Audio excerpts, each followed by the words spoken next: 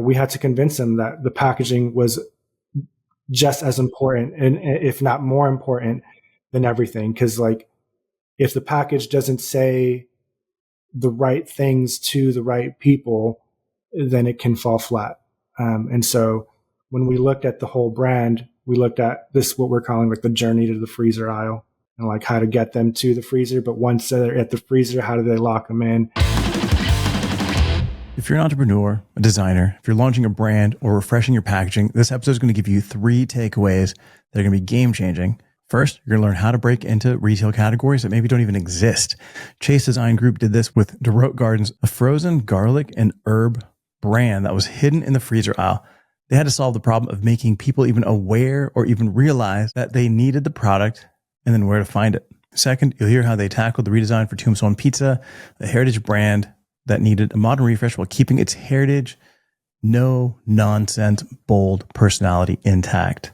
And third, we're diving into how packaging designers like you can guide clients towards the right kind of change. Sometimes clients think they need something, but it's your responsibility to show them what they actually need to get to the goal that they're trying to achieve. Whether it's a subtle evolution, a full-scale redesign, this conversation is going to help you understand how to get from point A to point B.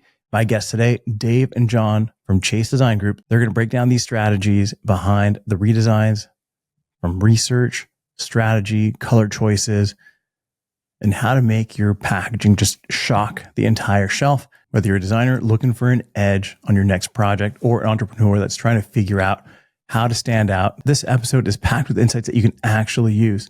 So let's get right to it. All right, awesome. Hey, thanks so much for joining us. We've got Dave and John from Chase Design Group. What's up? How you guys doing? Good. What's up, Evelio? Yeah, thanks Awesome, for having man. us. Yeah, of course. So where are you guys based? So in South Pasadena, California, we have a New York office. We also have a UK office that are, all kind of growing and getting to our size, but we're the OG. We're Nice. the founding studio. Yeah. Started in LA. So when did you expand into like New York and UK? Yeah, it kind of happened organically. So Clark Goolsby, our our chief creative officer, he was based out of LA and then got an opportunity to move to New York. And then we didn't want to, lose him. And so he basically started the New York office in 2010. And then it's been kind of growing ever since.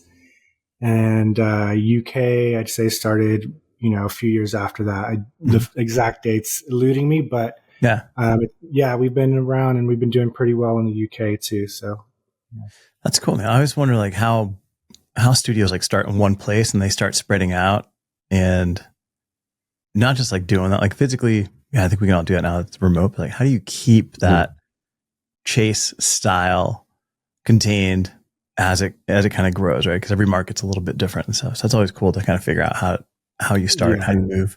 All right, I want to have you guys on. You guys redesigned Tombstone Pizza. What do you want on your tombstone? Pepperoni and cheese.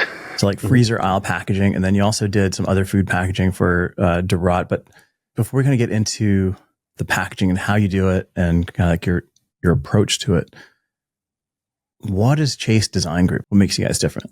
I'd say Chase has evolved and continued to evolve over the years. We were founded in 1986 by Margot Chase, who, has since passed, but she, is and continues to be our muse. And in the history of the studio, it's been, entertainment, licensing. We kind of found our way into packaging. And I think one of the things that we do a lot of now, it's still a lot of packaging, a lot of branding, but it's more on like a 360 level where we're trying to apply that creative thinking across a lot of touch points, like not just packaging. Like packaging is huge. It's like, we love it. We've become experts at it. And so we really get excited about like not only telling brand stories on the pack, but like helping that come to life elsewhere. And so I think these days, our ideal client are one, people that are cool to work with. Two, like, is it going to be a great portfolio piece? Like, do we get to make an impact in a category that, is either new for us or that is like, really making waves.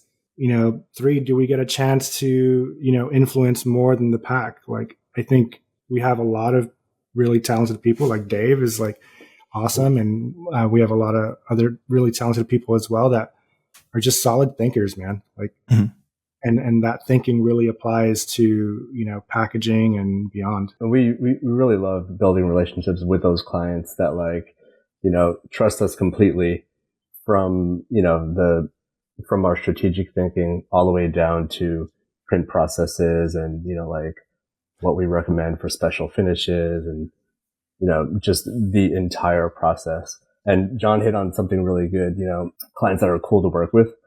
I think that that's really important when we're choosing, especially new clients, because, you're working with these people day by day and it is a real relationship, so we are very friendly. So we want them to be cool as well. There's no time to work for jerks, right? It's like, it's not fun. All right, let's take a quick second to talk about idpdirect.com. Go right to that website, download the design guides, the sustainability guides, the recyclable icon guide, which basically lists out all the different icons. It gives them to you in vectors. You can drop them right into your artwork right now, today, and go right into production. All right, back to the pod. I think the short answer to your question and what we have been saying lately, like what is Chase? We consider ourselves a strategic creative agency. And like I said, it's really about how to apply that creative thinking no matter where it is. I see this a ton, right? There's a ton of creatives that will like launch their own, freelance into packaging. Then they might build it up into like a small agency and it's super packaging focused.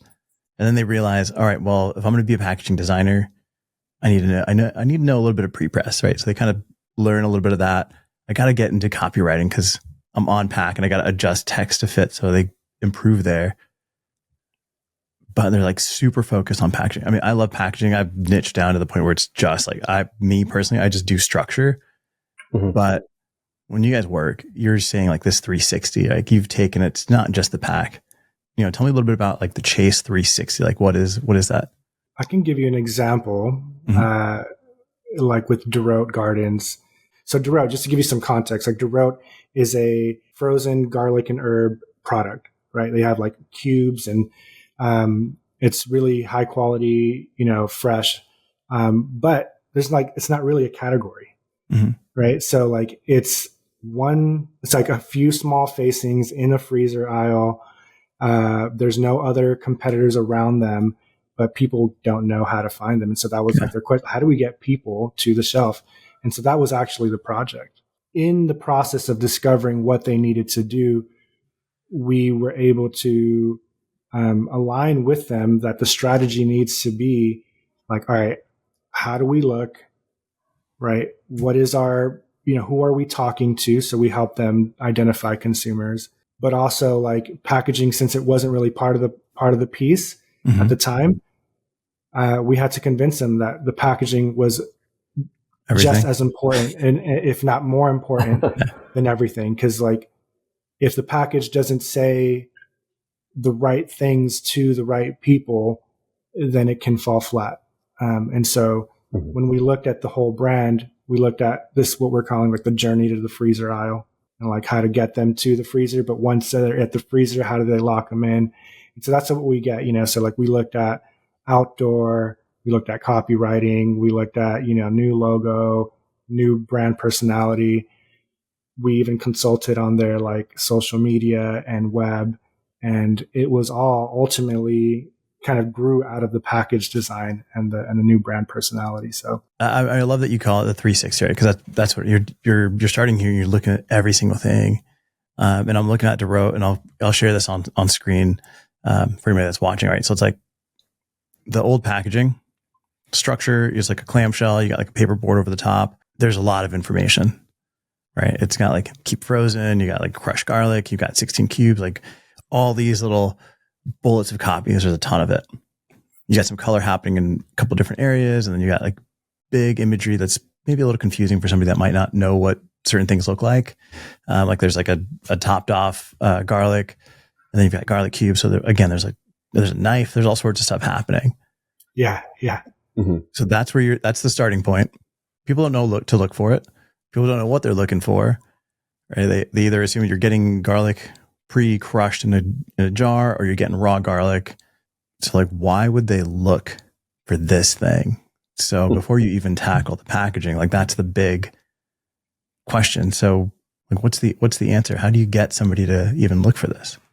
So what we identified is that we had to talk to them where they were looking, right? So we concepted, like shelf talkers in the fresh herb section, or in the outdoor section, really talk about like that, like the ease of use, high quality ingredients, showing it, popping out of the cube, and then always ending anything that we created, or anything that they create, because we gave them the tools to do it, with find us in the freezer aisle. Mm-hmm.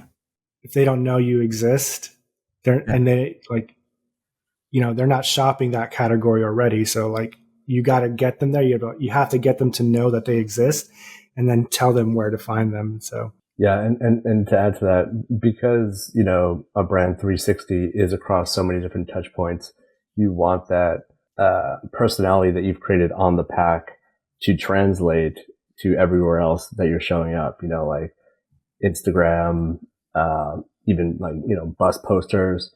You want that consistency, and you always want it to be showing up in the same manner. What's the difference between a refresh and a redesign? Yeah, I mean, to me, I would think a refresh is kind of more like a glow up, if you will. And you're maintaining a lot of equities, and moving them forward and evolving them. Whereas a redesign, you could be completely changing the logo, the color palette, and there's different levels of redesigning, right? So I would say my interpretation of a refresh is kind of less of a giant leap. Okay. Yeah. This is in the case of redesign. Yeah, in the case of Dorot, it's definitely a redesign. There weren't that many equities that people knew or recognized or were in love with that needed to be kept, Yeah. Like for example, I told Dave this the other day, but like, my wife and I had been using Dorot easily for 4 years before this project came to Chase. And never did I know that it was Dorot Gardens. Like I didn't know what the brand, we just called it like, the frozen ginger. You didn't know it was even branded. Yeah, we didn't even know it was branded. And it came to us and we were like, yeah, I use this all the time. Like I pop the cubes into my tea. Like it's easy, it's quick. Like case in point here, like there wasn't a lot to keep, or people that, had things that they remembered. Yeah. I love this. I spent years in some amazing kitchens and restaurants, time, at culinary schools. Like I'm chopping, I'm pressing, I'm doing all the good stuff. So like food, I love food. It's my love language. So like Dave, when you go to the grocery store, not packaging, you're just buying for your home. Mm-hmm. When you go into the grocery store, where do you start? I know, like I walk in the same door and I start in the same process. I make my way. Like, what's your starting point? It's a good question. Cause I always have the same exact process when I go to the grocery store, and I need a list, right? Mm-hmm. Like some people can just go there and kind of casually shop. I got to go there and I have it in my notes on my phone, and I'm like checking it off after each item that I get. Yeah. So I'm always starting, with fruits and vegetables, and then the next section is kind of like the dairy section in my particular grocery store. And then I make the list according to how the aisles are laid out, so I'm kind of just like snaking through and getting stuff in a very calculated manner, I guess. Is your process similar, John? Yeah, actually, it's like it's pretty damn close. Yeah. I will say I'm not a shopper. Mhm. Like I like to go in with my list, get it and get out. Like Yeah. I'm not like looking unless I'm working, I'm not Mhm. looking for something new, Yeah. you know? Yeah. So then like when we go, because same process, I start at fresh and I work my way to frozen, and like frozen has like eggs. Like that's like the last, like I know I'm out when I'm there. So in fresh, like what are those shelf talkers saying? Like, you know, I know there's like parsley and cilantro, like those are kind of back together, and then like carrots and stuff like that. Like, do you have like, is it even possible? Can you book space under the fresh parsley and be like, are you too lazy to chop this up? Get it frozen and like, are you able to do that? Like, is that possible? Yeah. Yes, it's possible. Some retail it's up to the retailers to take it. Mm-hmm. What we do in that situation is we will we'll give them the tools, and if the retailer picks it up, then they'll use it and produce it, right? So we'll give the brand the tools to do it. And just like on the topic of like, all right, if I'm going for fresh, I see this, then I notice it. At the very least, I know that there's something else that exists in the freezer aisle. Yeah. And that's like, you know, starting to plant seeds. And then in the freezer aisle itself, right? Like if you're shopping for, let's say, frozen vegetables, like, you know, like they'll have like packs of frozen peas or like things like that. Then, like there's like window clings on the freezer door that can call their attention to, you know, like the ease of use and the product of stuff like that. Yeah. Yeah. Cause I'm looking at it. It's 2.8 ounces. So it's not a lot, right? I mean, I'm assuming it's something like this big, relatively small. Yeah. All right. So then you got to make a lot of noise with this, because before there was a lot happening, but like you said, there wasn't any one thing that really kind of stood out. If finding your spec data is a wild goose chase around your office, you've got a data problem. SpecRite is the only cloud-based management specification solution that every brand needs. Because if you don't spec right, you'll spec wrong. You move into this new pack, same structure, same, it looks like like all the components are there in terms of like the clamshell, the sleeve over the top of it. Now you got color. So you got a ton of color. Every item has its own color. How do you begin color selection? I think we do color pretty differently depending on the product and the brand.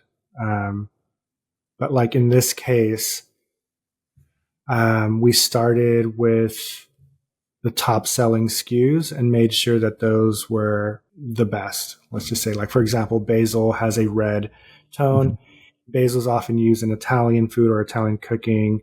So wanted to convey that thematic association through color, even if it's not obvious, right? Some of the colors have a very direct tie-in to, you know, what they are. Others are just for differentiation. The goal was to make sure that someone goes to the freezer door and gets the right product.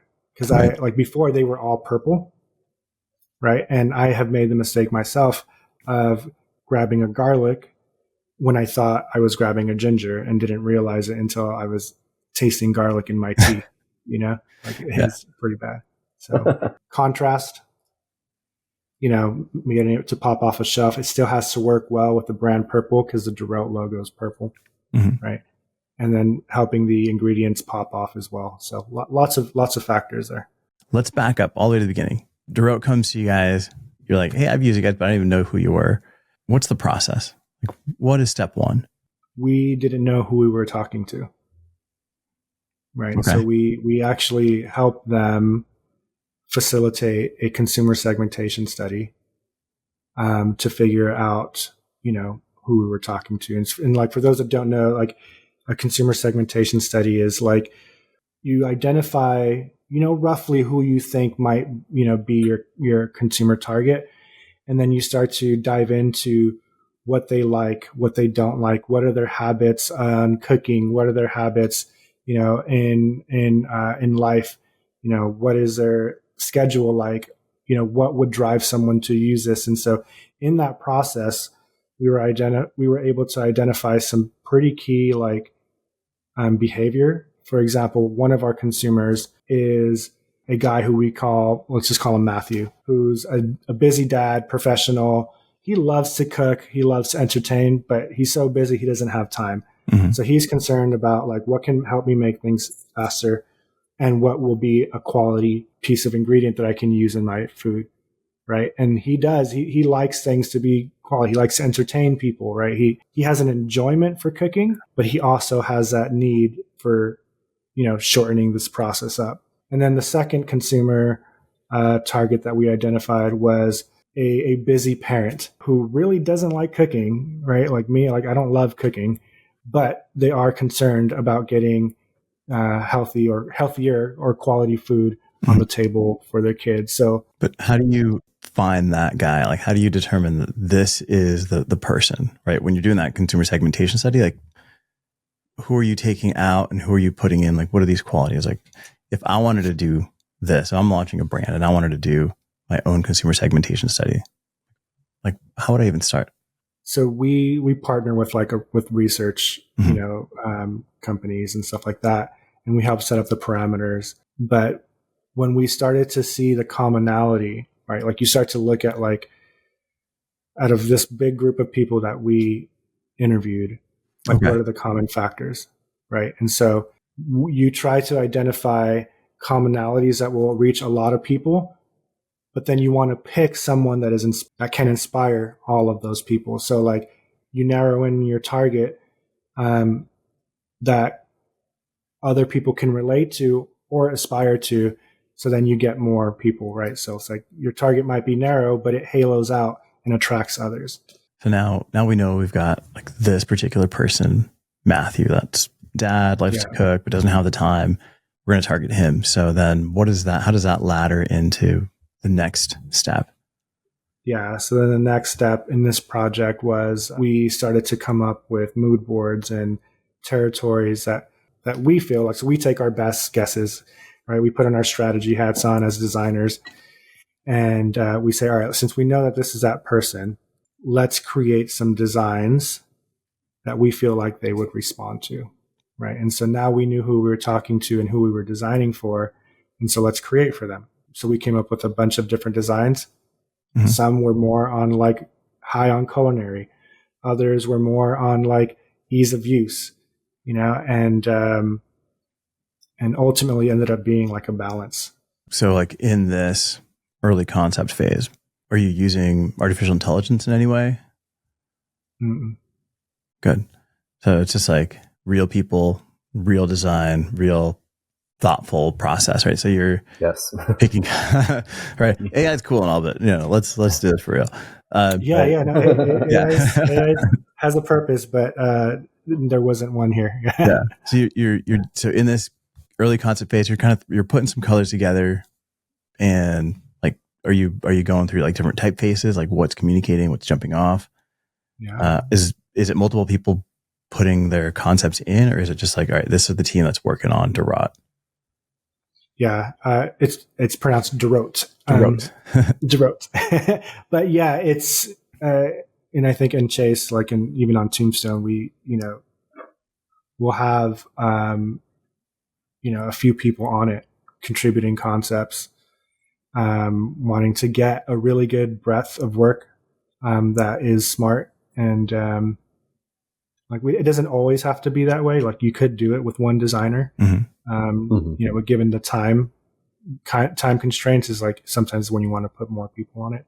I was just going to add, whether if it's just one designer working on it or an entire team, we're constantly checking in with the designers to really help push the creative, but also to make sure that we're hitting the brief, right? Because if we're just designing something cool and it's not solving the problem at hand, then, we're not succeeding.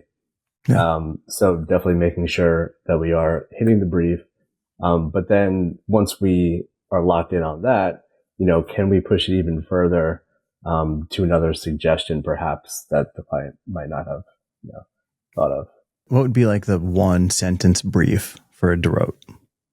Or what was the one sentence? Do you guys do like a one sentence brief, or is it? I wish we had a one sentence brief for Dorot. It was kind of like, we co-created the brief with them as we went along in the process. But if I look back and try to distill it down, was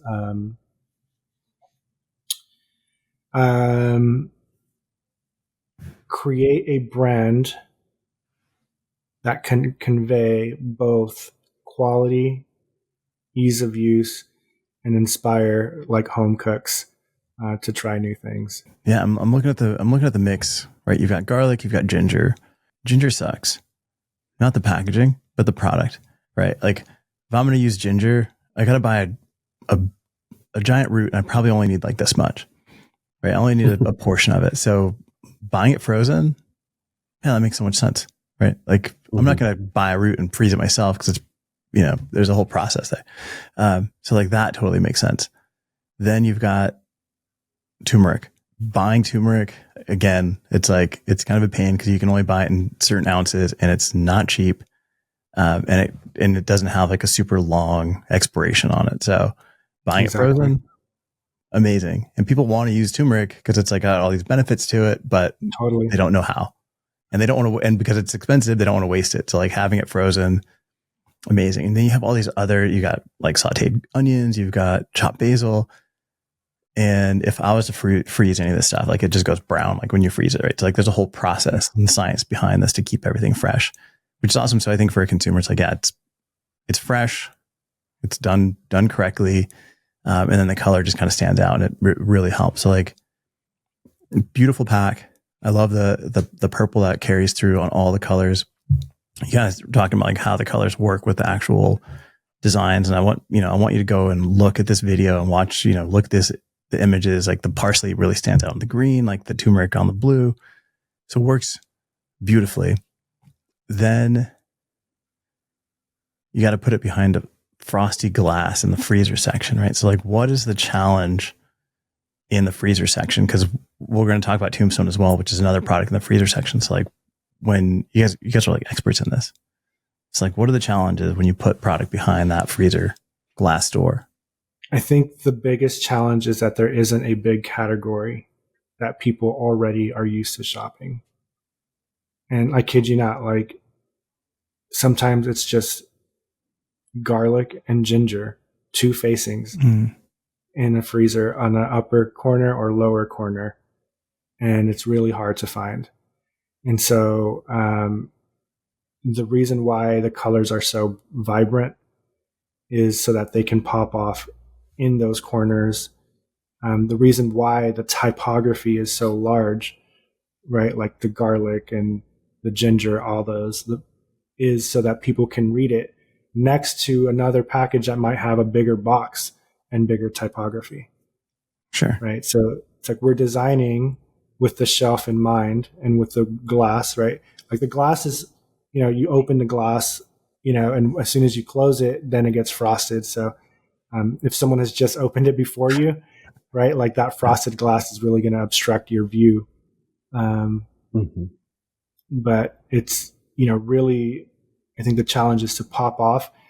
And if you have a small footprint of a pack, right, then you have to utilize that pack to the best of your abilities, right? Like, what are the things that are really going to pop? Help me understand it super quick, and don't get too precious with it. Like, allow things to be big, in a small pack. See, I see a lot of brands in the freezer section that are using a lot of white. It's 2001 Space Odyssey. It's like we want white because white is minimal. But yeah, but you're in the freezer section, right? Like that white literally disappears in that freezer, and you guys are all color. So love like that you can see, and like you said, you've got eight products, but you might only have two. Yeah. Right? So you don't have control over that. So make it loud and be proud of that. The next product is Tombstone. You guys redesign or refresh? I would say it's more of a refresh, maybe somewhere between refresh and I think so. It's like beyond a refresh. Yeah. Right. We know the challenges on the smaller pack in the freezer. What's the difference between that and like a Tombstone where we got like a 12-inch pack?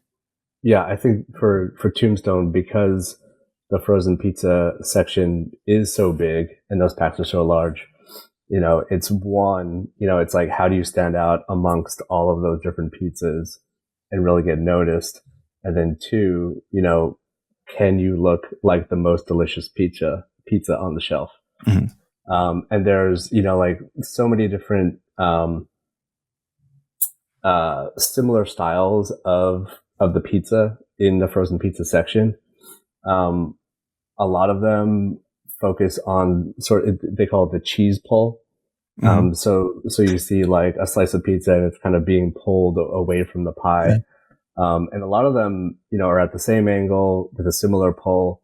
But for Tombstone, we kind of brought up the angle and faced it towards the camera for that slice in order to get a cheese pull on both sides. So we got double cheese pull. So we're really owning that cheesy deliciousness. No, I love it. And it makes me laugh because like I totally get it. But if anybody else outside of packaging and design is listening to this, they're like, what the hell is this? Yeah, seriously. Yeah, I'm looking at that. And I do. I see, you've got the angle and the pizza's being pulled away and you can see the cheese pull on this side and on this side.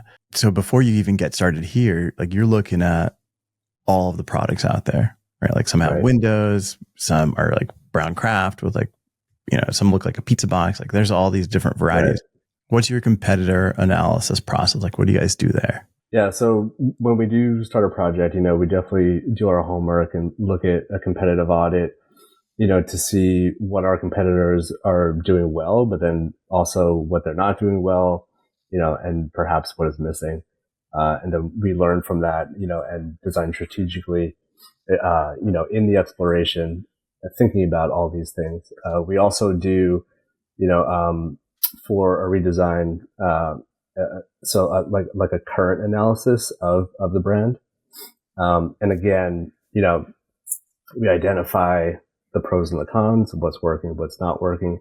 But then also what's really important is to identify those brand equities that are really important to hold on to and perhaps move those forward and evolve those. And I don't know, like Tombstone's been around forever, right? Like they're probably, they're the OG frozen pizza. Yes. So for anybody that's not familiar, right? Tombstone is a frozen pizza. You've got like this set consumer perception of the brand at different times, right? So how do you take, like what's been that brand evolution over time? And then how does that impact packaging today? Yeah, I think a lot of people think of Tombstone like the advertising from, I think it was like the late 80s or the 90s, what do you want on your tombstone? They actually still have that tagline, buried on the back panel. And then I think in terms of the look of the design, it also went through this kind of like Southwestern look. Cause there is a Tombstone, Arizona. Right. Tombstone Pizza is not from Tombstone, Arizona. It's not Southwest. It's actually Midwest. It was born in a Midwestern bar in Medford, Wisconsin in 1962. That bar was called the Tombstone Tap. And it was called the Tombstone Tap because it was located directly across the street from a cemetery. So origin story gold right there. Yeah. And the client really wanted us to, bring the fact that they were born in a bar, onto the packaging, and kind of celebrate it. So with that in mind, when we jumped into the design exploration, we tried to imagine, what the inside of that bar looked like. Is it dark and moody? Is there glows coming from neon lights? And we had imagined, this kind of typical wall that you might see, in the dive bar that's just layered, with like show posters and torn flyers and stickers and graffiti. And really wanted to bring that layered effect to the background, of the packaging.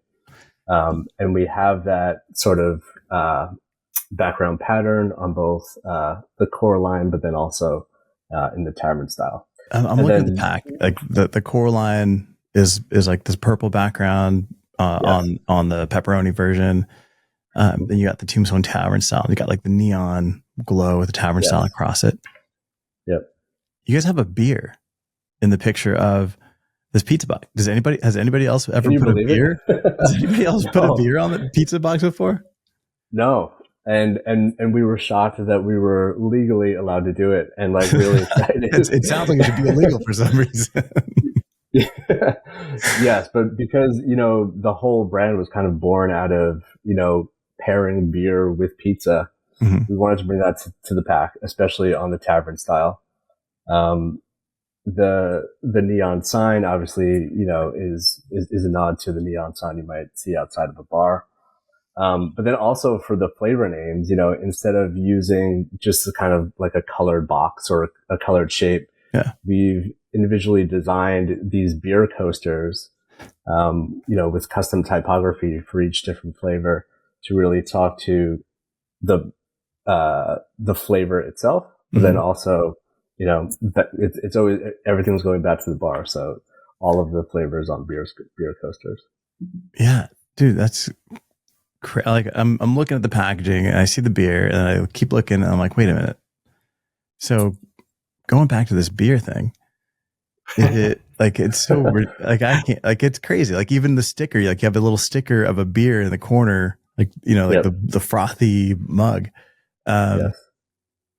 Holy crap! Like nobody's ever done that before. Like as a grown man, that one thing, the beer, all of a sudden changes this from like my kid's pizza to like something I can just throw in the oven when I got the boys coming over. It just Yes, exactly. It has a huge change. Like it's crazy. So from Tombstone, like are you privy to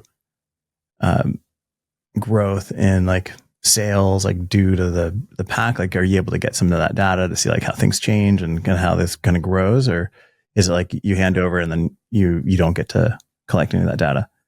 We do. I don't have that data offhand, but usually we can get that from the client. Yes.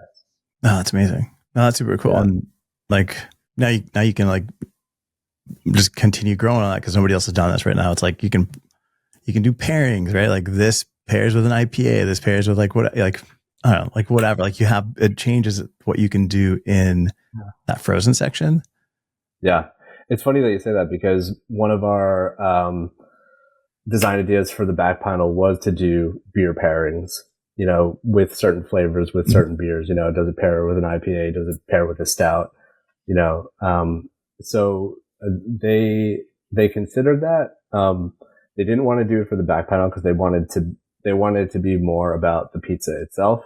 Yeah. But on the tavern style back panel, we're actually bringing the viewer into a bar setting. So it feels like you're sitting down at the table. You've got the pizza in front of you. You got the beer there. Yeah. And it just looks like you're inside of the bar. But in terms of the pairing, I know that Tombstone did do a collaboration with Voodoo Ranger at the kickoff of Tavern Style. I don't know if they're still in collaboration with them, but yeah, it was Voodoo Ranger. Oh, that's great. Yeah, that's cool, man. So that's on the Tavern Style. So when they come to you, structure is the same, right? The box is exactly the same because you've got fulfillment, you've got like material, like that stuff is just locked in place. So now all you can do is the imaging. So when you go to begin the design process here, like what's that strategy look like? So we designed the core line and Tavern Style in tandem, making sure that they both looked first like Tombstone, but then, different enough that you could tell that one is the core line and that one is Tavern Style. And the difference between the core and Tavern Style is the crust. So Tavern Style is a thin crust pizza, and it's supposed to be that kind of style of pizza that you can get at a bar. In terms of the difference of the image of the pizza, we also decided to cut it differently, although it is kind of taking up the same amount of space on pack. The core line has the traditional triangular cut, and tavern style. We did the square cut, or what people refer to as the party cut, which you can get, typically in bars. Yeah. And you still have the same pull. Sort of. And, yeah, but from the other side, I believe, if I remember correctly. Yeah, tavern style is coming from the left. OG is coming from the right. But the tavern style, you're not angling it up, but you're still getting the pull on both sides. Yep. And you've got full, product on that one slice. You've got the red onions, you got the pepperoni, you got the pepperoncinis, like everything's like visible. Do you guys handle photography as well then? We usually do. We usually direct the photo shoots. For Tombstone in particular, we did not. The client did the photo shoot themselves. Okay. But we helped direct them to what that should be, obviously, because we designed it first, but then they kind of just matched what we matched our design intent. Okay. So then are you dropping in like filler images that then they'll shoot? So where do you get those images? Are you shooting those in-house, like iPhone? Like, are you shooting those, or are you AIing some pizza? We do some in-house photography. We do test shoots. Designers can just shoot it on their phone if they want. But we also do use stock imagery. Okay. And kind of, customize the stock images to what we want it to be. That gives you general placement, right? And then you put in all the different components. How many different concepts did you show Tombstone? I would say at least 6. Yeah. And like, what's that range? Like, are they kind of in the same line, like the posters and the stickers, or is it like super completely different?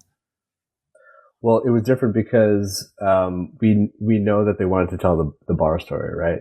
So when thinking about design territories, we had imagined, I think it was 3 or 4 different types of bars.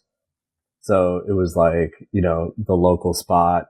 It was a sports bar. It was, kind of different, particular style, like a rock and roll bar. Different styles of bars that then, kind of pushed the different style of each design.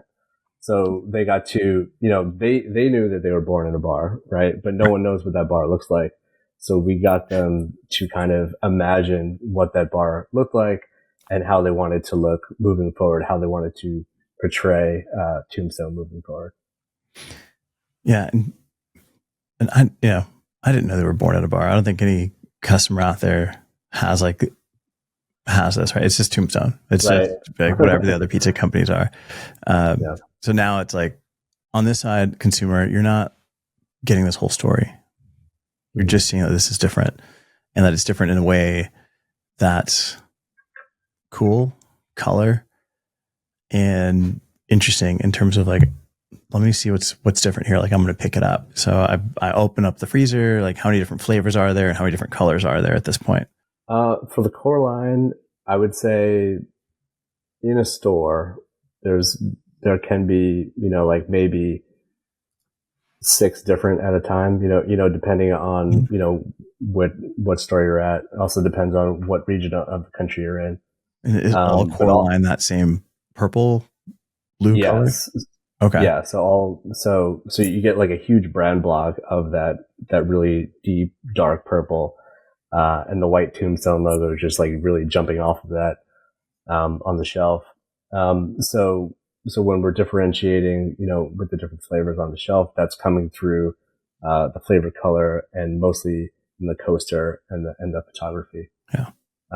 So in terms of, tavern style, there are only, 2 offerings at this point, but they're definitely looking to, expand into more. Okay. And then on the original line, are all the pizzas in that same shape, position? Yes. Yep. Cool. So then I look at it, I can just see them quickly at a glance, be like, all right, this one's this flavor, that one's that flavor. And I think as a designer, it's like that consistency is important, because you're just trying to communicate as fast as possible. And like little tweaks are fine, but you don't want to be flipping stuff around. And then on the line extension, like that tavern style, now that one is different. So you're allowed to make that change, right? Like you're allowed to do anything, but it makes sense. Yeah. Right. Yeah. It's like you want to help them understand the differences between the lines when you have multiple lines. Mm-hmm.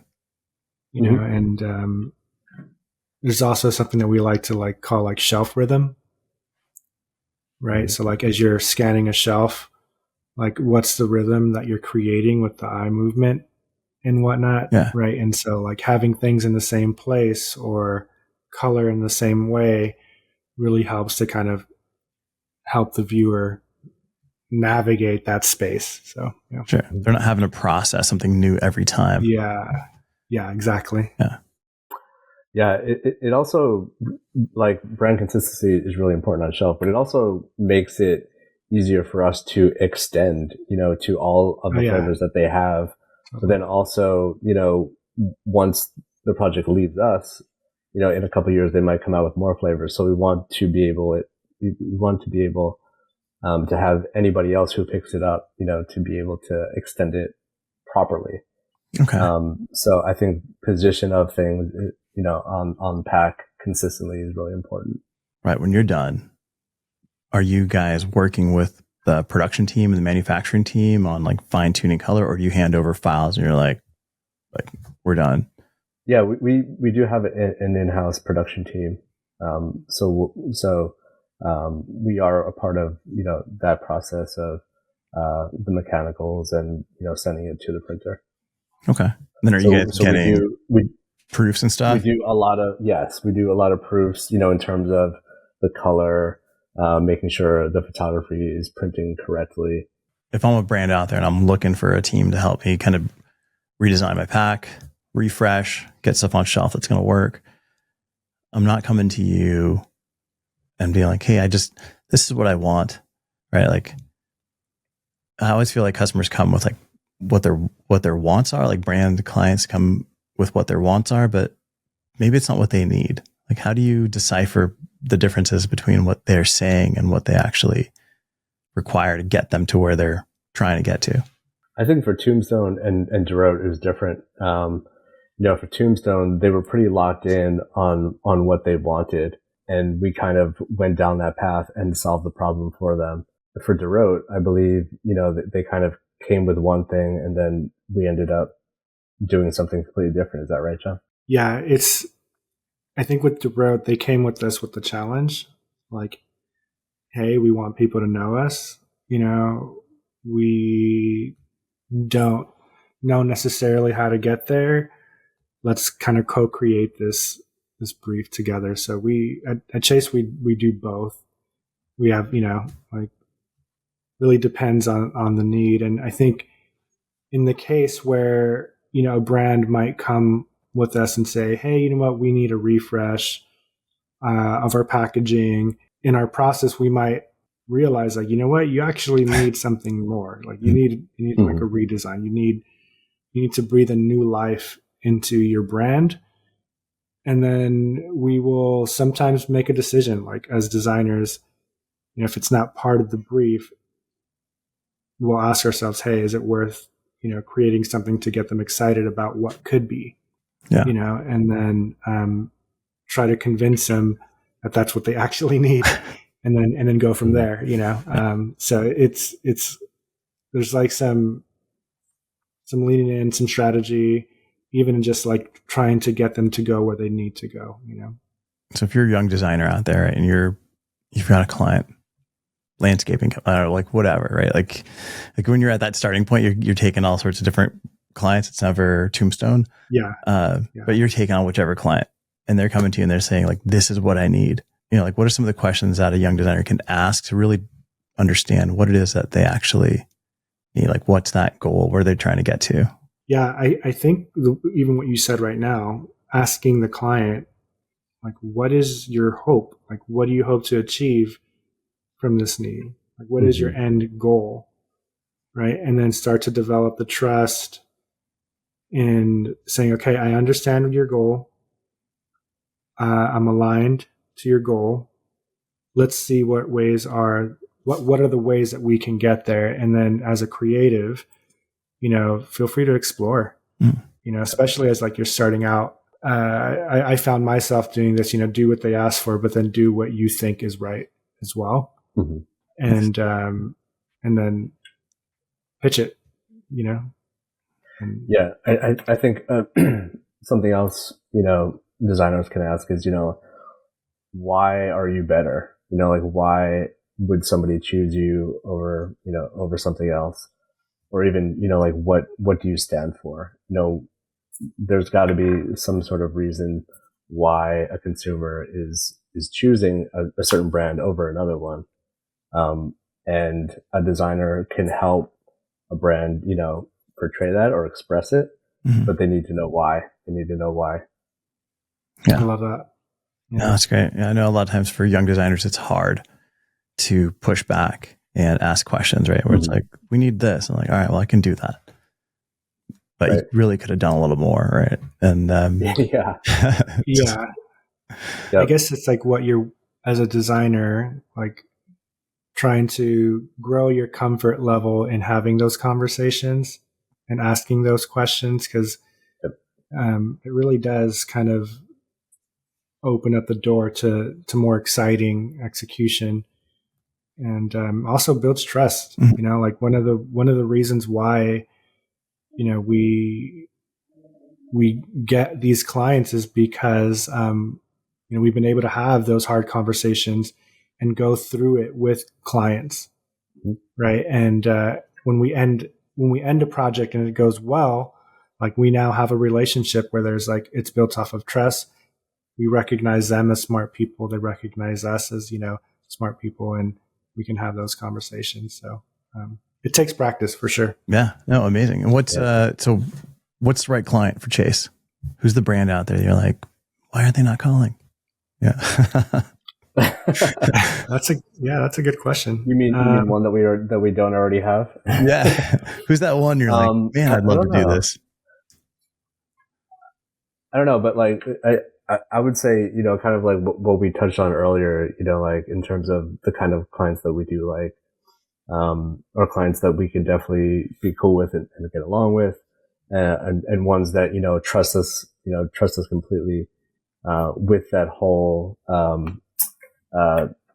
design process, right? And that they respect the time it takes to design something and, the entire process, I would say.